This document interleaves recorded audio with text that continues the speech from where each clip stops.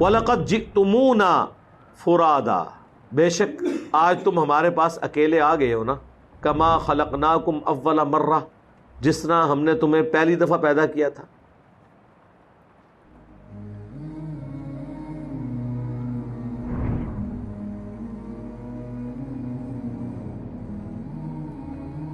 وَتَرَكْتُمْ مَا خَوَّلْنَاكُمْ، اور تم چھوڑ آئے ہو جو ہم نے تمہیں دیا تھا، وَرَاءَ ظُهُورِكُمْ، پیچھے ہی چھوڑ آئے ہو. یعنی جس مال کے اوپر تمہارا تھا نا یہ مال مجھے بچا لے گا، تو پیچھے چھوڑ آئے ہو نا. جو بخاری مسلم میں حدیث ہے، انسان کے 3 دوست ہیں، 2 باہر رہ جاتے ہیں، ایک ہی اندر جاتا ہے. اس کے اعمال قبر میں ساتھ جاتے ہیں اور مال اور رشتہ دار باہر رہ جاتے ہیں. تو دنیا میں مال کی بنیاد پہ تم نے حکومت کی تھی نا، تو آج آگے ہو نا اکیلے، کوئی گٹھڑی ساتھ مال کی نہیں لے کر آئے. جس طرح تم کو ہم نے پیدا کیا تھا، یعنی جب پیدا ہوتا ہے انسان اس وقت بھی اکیلے ہی پیدا ہوتا ہے، مرنے کے بعد بھی اللہ کے پاس اکیلا جائے گا. اور چھوڑ آئے ہو اپنے پیچھے وہ سب کچھ مال. وَمَا نَرَا مَعَكُمْ شُفَعَاءَكُمُ الَّذِينَ زَعَمْتُمْ، اور کیا ہے کہ ہم وہ تمہارے سفارشی نہیں دیکھ رہے جن کے بارے میں تمہیں زوم تھا دنیا کی زندگی میں، انہم فیکم شرکاء، کہ وہ تمہارے معاملے میں ہمارے ساتھ شریک ہو جائیں گے. کدھر ہیں تواڈے بابے؟ وہ ہستیاں کدھر ہیں جن کے بارے میں دنیا میں زوم تھا کہ یہ اللہ سے تمہیں چھڑا لیں گی؟ کل قیامت کا دن ہوگا، غوث پاک فرمائیں گے اے میرے مرید، اے میرے محب، تو دنیا میں رہ کے وہ کام کرتا رہا جس سے مجھے خوشی ہوئی، آج میں تجھے خوش کر دوں. وہ بارگاہ الہی میں سفارش فرما دیں گے، بیڑا فرمایا مجھے اپنے رب کے عزت و جلال کی قسم، میرا قدم اس وقت تک جنت کو نہیں اٹھے گا جب تک میں اپنے سارے مریدوں کو جنت میں داخل نہ کروا لوں. تو میں نے اپنے رب سے کہا پروردگارہ نسبت میری ہے، انہوں چھڑ دے. تو اللہ پاک نے فرمایا ایک گل بڑی لمبی ہے، میں وچوں حذف کر رہا ہوں. اللہ پاک نے ارشاد فرمایا فرشتیوں ہٹ جاؤ پیچھے. عبد القادر وچ پہ گئے. اللہ میرا بگڑا سوار دو، میرے بگڑا وقت سوار دو، میرے خواجہ مجھ کو نواز دو. اکیلے آئے ہو نا، کتنے تھے بزرگ؟ ظاہر ہے جی یہ تو سوال ہوگا نا کہ جب بزرگوں نے فرمایا تھا کہ ہمارا کوئی بھی مرید اس وقت تک ہم جنت میں داخل نہیں ہوں گے جب تک کہ اپنے سارے مریدوں کو جنت میں نہ لے جائیں، تو پھر اللہ تو پوچھے گا نا کہ بھئی ہاں کدھر جے توڑے پیر صاحب جن کے بارے میں تمہیں زوم تھا. اور وہ تو پھر سورہ الاحقاف میں آیا کہ وہ ہستیاں خود دشمن ہو جائیں گی ان کی. ہاں وہ کہیں گے کہ ہم نے تو کب ان کو کہا تھا، ہمیں تو پتہ بھی نہیں تھا یہ ہمیں پکار رہے ہیں. یہ تو ان ہستیوں کے لیے جو باقی جینوئن ہستیاں تھیں، وہ تو انکار کریں گی. باقی جو ہے نا ہستیاں جو جعلی بنائی ہوئی تھی، وہ تو پہلے انشاءاللہ جہنم وچ پہنچے ہوں گے. وہ اگے نے ذرا اگے تک تلاش کرو کہ لب جھڑ کے تو لقد تقطع بینکم، بے شک ٹوٹ گئے ان تمہارے سارے رشتے، سارے وہ نظریات، وہ ساری آس اور امید ختم ہوگی جن ہستیوں پہ تم کھڑے ہوئے تھے. وَضَلَّ عَنْكُمْ مَا كُنْتُمْ تَزْعُمُونَ، اور تمہارے ہاتھوں سے جاتی رہی وہ تمام باتیں جو تم دنیا میں دعویٰ کیا کرتے تھے. اس کو وہ اردو میں کہا جاتا ہے ہاتھوں کے طوطے اڑ جانا. ٹھیک ہے، طرح نکل جانا ایک دم بندے تھا، ایک ہو گیا. میرا خیال ہے اگر کسی شخص کو مرنے کے بعد اس طرح کا معاملہ ہو، اس سے بہتر نہیں ہے کہ وہ قرآن ترجمے سے پڑھ کے دنیا میں ہی آخرت کی فلم دیکھ لے اور بچ جائے. ٹھیک ہے، جس طرح یہاں بھی دنیا میں اگر کسی شخص کو ہم بتائیں کہ بھائی دیکھو یہ ویڈیو دیکھ لو سی سی ٹی وی کیمرے میں، کل ایک شخص یہاں سے گزر رہا تھا، گیٹ کراس کرتے ہوئے اس کا ہاتھ گیٹ کو لگ گیا، یہ گیٹ ارتھ ہوا ہوا ہے، وابڈا والوں کو ہم نے اطلاع کی ہوئی ہے لیکن ابھی تک یہ ٹھیک نہیں ہوا، یہ دیکھو اس کی لاش کل اٹھانی پڑی.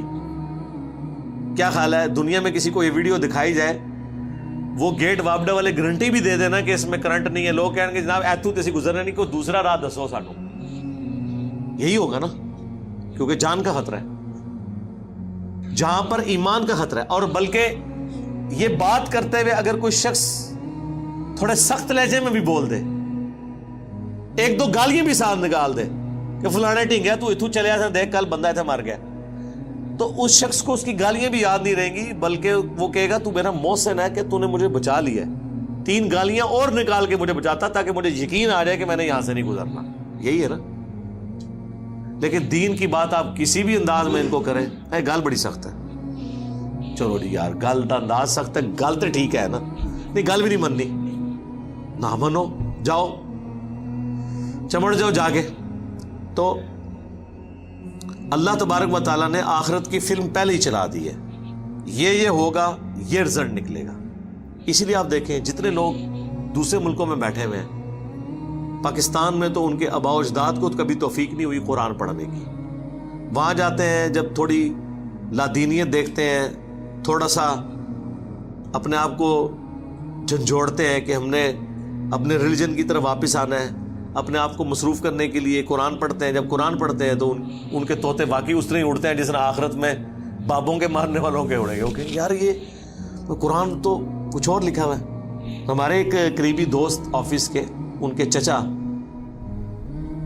یہ ماموں لگتے تھے، تو ان کو ہارٹ اٹیک ہوا. 1 بار ہوا، خود ڈاکٹر تھے، 2 بار ہوا، پھر ڈاکٹرز نے کہا کہ جناب آپ تیسری دفعہ ہوتے تو تسی ایکسپائر ہو جانا ہے.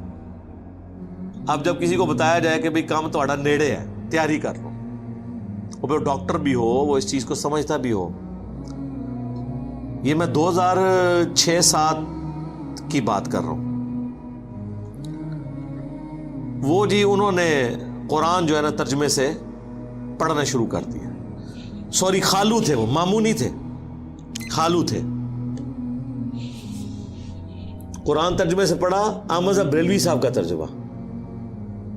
بریلوی تھے تو ظاہر ہے انہوں نے مرنے سے پہلے بریلویت کی تیاری کرنی تھی نا، ظاہر ہے، کیونکہ محلے کی مسجد بریلویوں کی تھی. یہ ہوتی ہے ہماری تحقیق.